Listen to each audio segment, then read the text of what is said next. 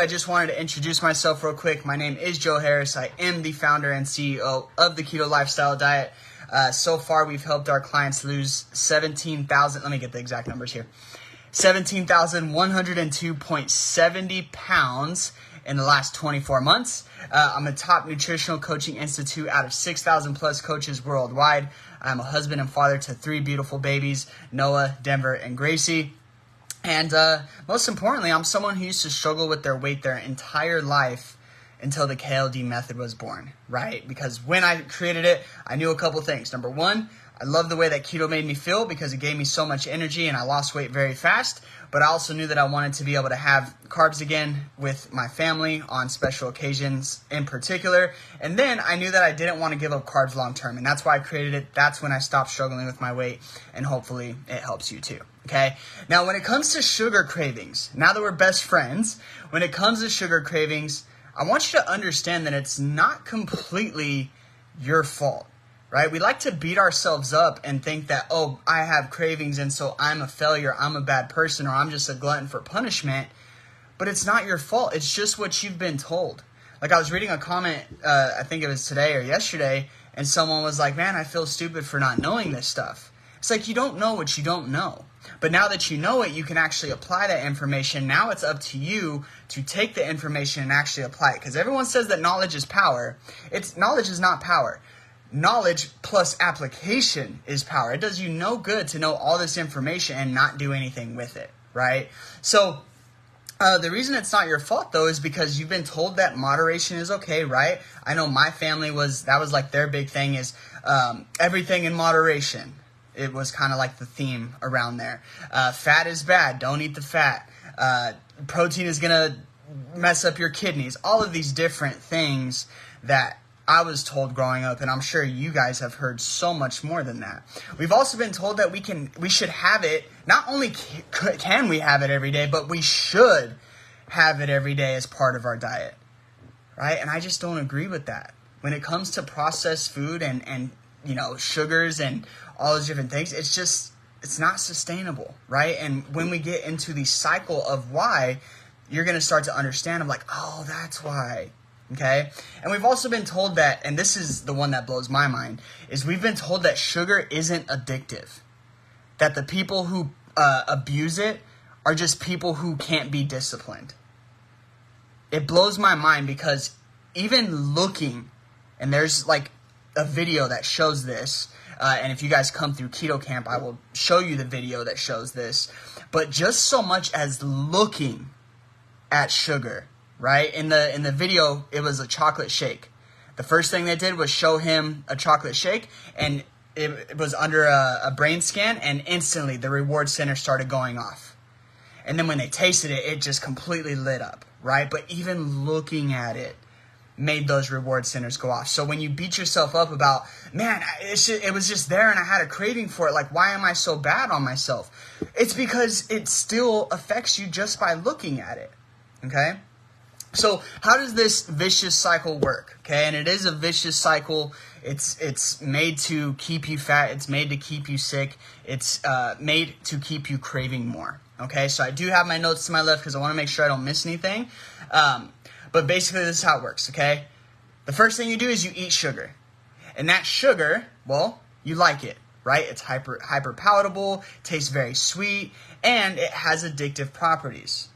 And so for those of you guys who don't know, when you do consume sugar, it does hit the reward center of the brain. Now, I'm not on the side of, it affects your brain just like cocaine does. That's what it's compared to a lot. That's a little intense for me, but it does hit the same center of the brain, which is the reward center. Okay? But then what happens is you spike your blood sugar. Okay? And once you do that, dopamine is released. And that's why you get that little high, right? You start to feel good. It's like, oh man, because you hit that reward center, you start to feel that high because that dopamine is released. It gives you that dopamine effect, which then makes you addicted to it, right? Because if you feel really good at first, you're going to keep wanting it. It's like, oh, I'm going to get that high. Now I'm getting the fix. The problem with that, though, is guess what you got to keep doing to get that same high? You got to keep doing more and more and more. Sound like drugs a little bit? Yeah, right? Not addictive, though. Anyways, after that, it spikes your insulin, okay? Now, that insulin is then secreted so that it can drop the blood sugar levels, okay? Because it wants to keep you alive. Your body's only job is to survive. And insulin is the fat storage hormone, okay? So while this is happening, while it's trying to protect you, the fat burning process slows down. Now, again, that's not a bad thing if you're trying to be someone who wants to put on lean muscle, right? If you want to be like a bodybuilder,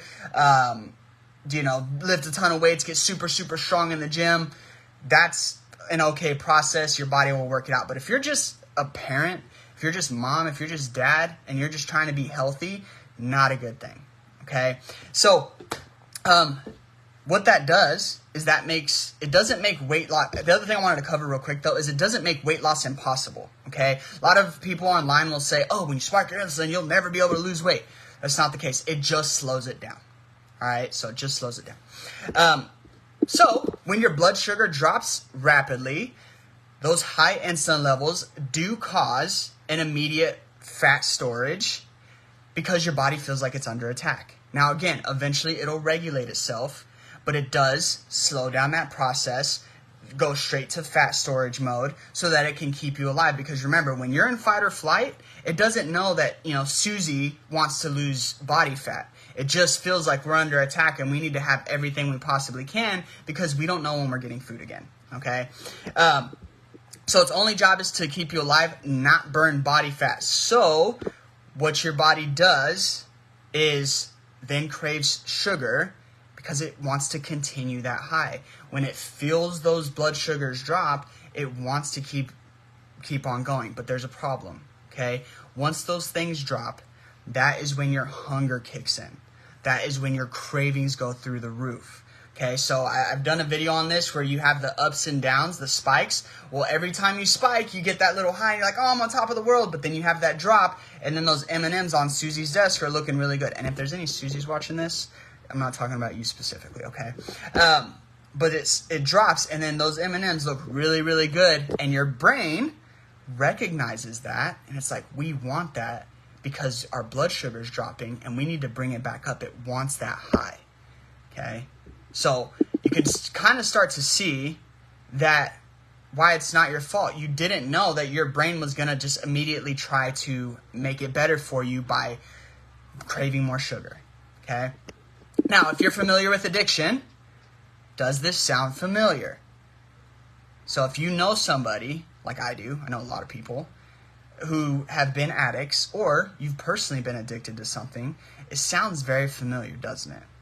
And here's the real kick in the butt, is my mom is a drug and alcohol counselor, and when she showed me her syllabus, she sent me her syllabus, I could literally, based off of the symptoms that were there, I could replace food with most of those symptoms instead of like drug and alcohol, and it would be virtually the same.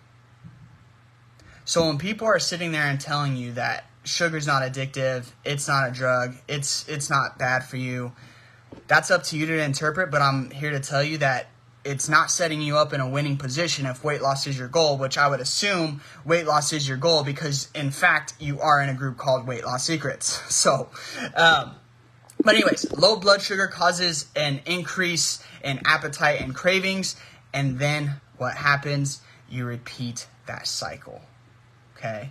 So that's how the cycle works, is you eat it, and then when that blood sugar drops, you crave it more, and then you secrete insulin, which then stores fat, slows down the fat burning process. So then you're like, wow, why is it that so-and-so got there so fast and they're doing something with, like us, and then other person is just doing what you would call like a everything in moderation diet, and the person who's doing the stuff that we do is just killing it. Well, it's because they don't have that insulin secretion like somebody else doing just a normal calorie deficit does, okay?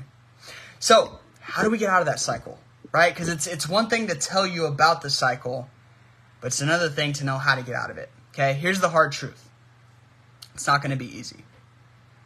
So, for anybody who's going to tell you it's going to be easy, it's not. And that's why it makes it very sexy for a lot of these nutrition influencers or people on social media to sell you that you should have this stuff every single day because, well, if I could tell you that you can eat sugar every single day and still lose weight, you're more likely to buy something from me, aren't you? Because it sounds easy. But I'm here to tell you that giving up sugar is not easy. But you can set yourself up for success. Okay, so let's go over those things. First thing that you're going to do, and in my opinion, the most important, is you have to understand that you do not get over a bad habit by continuing to do it. Okay? Like, you can't get over a bad breakup if you keep going back to the person over and over, right? It has to hurt a little bit. You got to let it go. But as time goes on, it gets easier and easier and easier. And when you're craving it the most, right, whether it's a relationship or sugar, when you're craving it the most and you continue to not give in, that is when you could actually be successful, because when you're at your most wanting point, you didn't give in, and your body recognizes that. And the more you can do that, the easier it becomes. Okay? So understand that if you are trying to get over something, anything, you cannot get over it by continuing to do it. You would not tell an alcoholic, oh, just have a couple drinks in moderation. I know you have a problem with drinking, but just get a little taste on your tongue. You'll be fine. Right? So if you're someone who struggles with the sugar addiction, you probably don't want to include it very often. Okay? And when I say sugar, because I know someone's going to ask, I'm not talking about like fruit and all that stuff long term. I'm talking about like the processed, highly hyper palatable food made in a lab. Okay, that's what I'm referring to. Here's the other thing, is every time that you give into a craving or give into something sweet, even if it's quote unquote healthy, right? Those little keto bars, or like I'm just going to have something with chocolate. It doesn't matter what it is. Heck, I'll even say on the side of fruit, if you are trying to satisfy that craving, you're like, I'm going to go for something sweet to satisfy that craving. I hate to tell you this, but you're just reinforcing that behavior. Not because it's bad for you, not because apples will kill you, but because when you were craving something, you gave into it. And so every time you crave it, your body's going to recognize it, and it's going to keep you doing that, and it's going to keep you in the cycle, because it knows, if I just tell my brain that I'm craving something and then I get it, well, I'm going to keep doing it. Right? So you're basically telling your body that every time you crave something, you will give in. So it's going to keep reminding you that you have cravings. It's a conversation that I always have with, why can I not get over this craving? Well, Susie, because you keep giving into something every time you crave something sweet. And then I get a text and it's cool. She's like, oh yeah, I did this and it satisfied my craving. I'm like, that's awesome. But just know that you're going to keep having cravings long term if every time you have a sweet tooth, you give in to something sweet. I told you it wasn't going to be easy. But the longer you go without giving in, the more that you can make it part of your identity, the more you become the person who doesn't give in every time they have a certain feeling, the easier it becomes. And the more likely you are to actually keep the weight off, because now your success isn't for sale. You are in control, not your cravings. And I think that's ultimately what we want. Okay, so that's thing number one. Thing number two is, I know that I've made a couple reels on this, but make sure that you're getting enough protein and fat. Okay, the fat is going to keep you full of energy, so you're not having those, massive blood sugar ups and downs. So it's going to keep you full of energy, right? Because a lot of times when we have those cravings, not only is it because we're a little hungry, but it's also because we feel our energy start to drop. And we've told our bodies in the past that when our energy starts to drop, we go for something sugary. Right? So we need to break that behavior. And we do that by making sure, especially when you're starting out and building the foundation, that your fat is extremely high. Okay? I say extremely high. It's not that high, but you get what I'm saying. Now, protein will keep you full. Okay? And you have a lot better of a chance at not giving into temptation if you're not thinking about food all day. Because dieting gets really, really hard when you're super hungry and thinking about food all day. And the thing is a lot of people will be like, well, I'm doing this and I'm still hungry. a lot of times we have to overcome that head hunger. How do you do that? Well, there's a couple of different ways, but the first thing that I like to say is, would you be willing to eat ground beef and broccoli right now? It could be cooked broccoli and taste really good, but would you be willing to do that? And most times it's like, well, no, I wanted something sweet. Well, yeah, well, then you're probably not actually hungry. It's just your brain thinking like, oh, we're used to eating 17 times a day and snacking all day, that we got to keep doing that, right? We call that the sugar brain, right? The snacky brain, whatever. But protein will keep you satiated. Obviously, I have a whole video on why those two are the most important macronutrients, so you could go back and watch that on another call. But it will keep you less likely to grab something sweet if you're actually satiated and full, okay? So that's the second thing. Third thing is, make sure along with fat and protein, make sure you're actually getting enough food while you're building your foundation, right? Nothing else matters if you don't have a solid foundation in place. You can have the best macros in the world. You can have the best metabolism in the world. You can have the best whatever in the world. But if you don't have a solid foundation, you're not going to be successful long term. Without a foundation in your house, the house crumbles. So it doesn't matter how pretty the walls are. Doesn't matter how pretty the kitchen is. What matters is how strong that foundation is. Because if something blows it over, if you don't have a strong foundation, it's done. Okay, so part of that is make sure that you're actually eating enough food. Most people start a diet and they try to start with as little amount of food as humanly possible, right? Oh, let's just get me there faster. So well, you're setting yourself up for failure, okay? People start to pride themselves in how little food they can eat. Oh, well, you should have seen me. I went on a 72-hour fast, and oh, I only ate one meal a day and I'm only eating 800 calories. Then why are you here if that worked? Right? Why are you in the group if what you were doing, you were just killing it? You probably wouldn't have sought out my stuff. You probably wouldn't have asked me for help. Probably wouldn't have applied for keto camp. Right? So don't pride yourself on how little food you could eat. That's a big problem and a long-term red flag, because remember, eventually you're going to get to your goal. And if you think that you're going to be able to sustain your goal on 800 calories a day and function as a human being, good luck with that. So, the other thing that you need to understand is the metabolism doesn't work that way, okay? If you're not getting enough food, it's going to slow down your BMR, okay? It's going to slow down your basal metabolic rate and make it harder to lose weight. Why? Because its only job is to keep you alive. And so if it's not getting enough food, it's going to say, okay, we're not getting enough food to support Susie's, again, if there's Susie in here, I love you. I'm not talking about you specifically. But what we need to do is make sure that Susie has enough calories to actually function and be a mom, be a parent, be a worker, be a whatever, right? Actually function, keep the organs running, be able to stay awake. And so it's going to prioritize that, not weight loss. So while you're wondering why your 800 to 900 calorie diet isn't working, it's because you're not getting enough food. So that's very important to understand when it comes to not having cravings as well. Because guess what? If you're not getting enough food, you're still going to have cravings. You're going to be thinking about food all day. And I don't know about you, but when you're thinking about food all day, it gets really, really hard. It's really hard to stick to something, right? Because then you see that little box of Pop-Tarts. You're like, oh man, that's looking real good right now. So, and just so you guys know, we do all of those inside of Keto Camp. For those of you who have not been in one, make sure you've applied. Just because you applied does not mean you'll get accepted, so make sure that you actually have really good answers along with those things, okay? And if you hear my daughter crying, mommy is out there.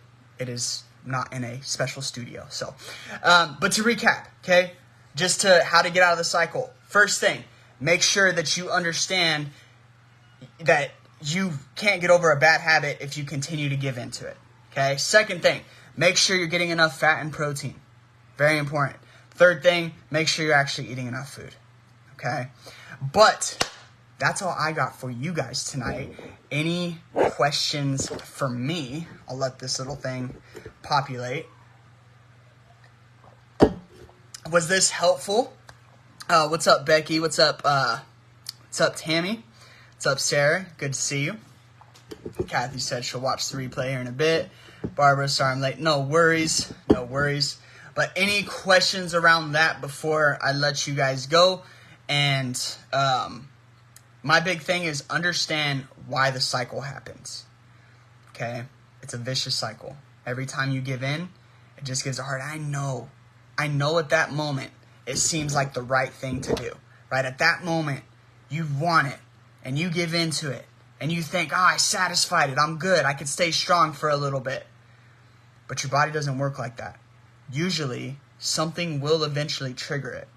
And when you see it and you give into it, it's only going to make it harder and you're going to stay in that cycle. So, I'm here to tell you that, yeah, it's going to take some work on your part. Nothing easy is worth it. But guess what? Because you had to struggle, because you didn't give in to every craving, because you kept moving down the freaking road, you actually get to your goal and you actually keep it off because you worked so hard to get over those cravings, to get to your goal, that you don't want to go back. Because most of you in this group right now have tried a ton of different things and you're here for a reason. It's because you know that what you were doing didn't work. So make sure you're setting yourself up for success. Okay. Very helpful. Thank you, Coach. You're very welcome. What's up, Maria? Good to see you. Fruit is my craving. That's better than processed food, I'll tell you that. Very helpful. Awesome. Cool. Well, it doesn't look like there's any questions or anything like that, so I will tag everybody in this video. Again, I'm glad that it was helpful for you guys. If there's someone that you feel needs this video, invite them to the group, tag them in it, let them know to watch it. Maybe you know someone who's struggling with sugar cravings really bad, and this might be something that really helps them, okay? So, I love you guys. I appreciate each and every one of you being here, and I will talk to you a little bit later. Bye.